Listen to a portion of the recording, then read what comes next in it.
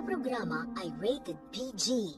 Ito ay nangangailangan ng patnubay at gabay ng magulang. Hello mga kapuso, ito na naman pong muli ang inyong lingkod upang ako po ay maghatid sa inyo ng mainit-init pa na ganap dito po sa Abot Kamay na Pangarap. Pinuntahan na nga po nila Doc RJ, Annalyn at Josa ang cellphone, ngunit nagtatago na po itong si Bogs na may hawak ng cellphone.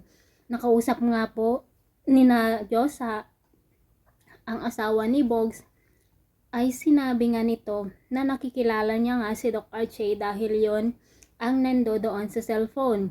At sinabi pa ng babae na meron daw importanteng laman ang cellphone at ito daw ay isang ebidensya na kung saan nga po ay nandito ang susi ng lahat, nang sa ganun nga ay malaman na ang buong katotohanan, ang kasamaan at ang pagsisinungaling ni Moira at Zoe ng napakatagal na.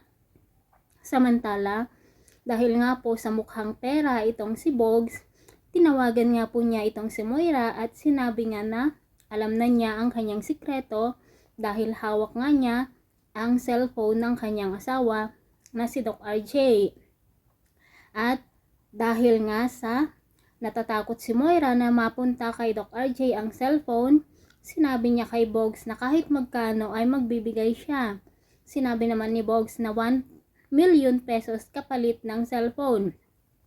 Agad namang nagpahanda ng withdrawal itong si Moira para sa 1 million na ibibigay dito kay Bogs. At narinig nga ni Doc RJ ang 1 million pesos na binanggit ni Moira habang may kausap ito sa cellphone. Agad na tinanong ni Doc RJ kung para saan ang 1 million at syempre magde-deny na naman ang mag-ina. Samantala, tinawagan naman ni Lynette si Bogs at sinabi na kailangan makuha nila ang cellphone dahil nga nandoon daw ang ebidensya na kung saan nga po ay makabubuti para dito kay Annalyn. At sinabi nga ni Bogs na ibibigay niya ang cellphone sa halaga ng 1.5 million. Agad naman pong kumilos si Lynette upang makahanap ng ganong halaga at tumulong na rin po si Doc RJ. Si Doc RJ na nga ang nagbigay ng 1.5 million pesos at sinabi niya dito kay Lynette na alam niyang against kina Moira at Zoe ang tungkol sa video na iyon, ngunit gagawin niya ang lahat para sa ganun nga ay matapos na daw ang problema para malaman nila kung ano nga ba ang nilalaman ng video at humingi nga siya ng tulong dito kay Lynette upang siya ang magbigay ng pera dito kay Bogs upang makuha nga ni Lynette ang cellphone. Ngunit doble kara talaga itong si Bogs dahil nga kinausap din niya itong si Moira kung saan sila magkikita upang ibigay din ang cellphone at makuha nga ang 1 million.